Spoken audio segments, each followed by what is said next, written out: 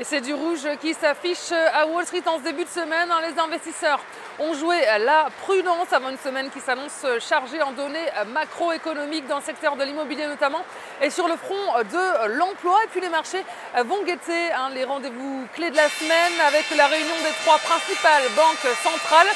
On commence par celle de la Réserve fédérale américaine demain, donc une réunion qui se terminera mercredi, suivie de la BCE et de la Banque d'Angleterre jeudi. Et le marché américain a été soutenu aujourd'hui par une opération de fusion-acquisition d'envergure. Le groupe de publicité Omnicom s'est envolé de plus de 7% après l'annonce ce week-end de son projet de fusion avec le français Publicis, et une fusion qui donnera naissance au nouveau numéro 1 mondial de la publicité, un poids lourd au chiffre d'affaires de 18 milliards d'euros.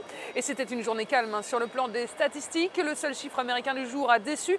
Il s'agit de la baisse inattendue, une baisse de 0,4% des promesses de vente immobilière aux États-Unis sur le mois de juin. Et on a vu, la séance a donc été marquée par la prudence en attendant les déclarations de la Fed de mercredi qui donneront probablement plus d'impulsion au marché. Un climat d'attentisme qui se traduit sur le plan des matières premières par une baisse du pétrole à New York, et sur le plan des devises, l'euro est stable face à un dollar affaibli à la veille de la réunion de la Fed.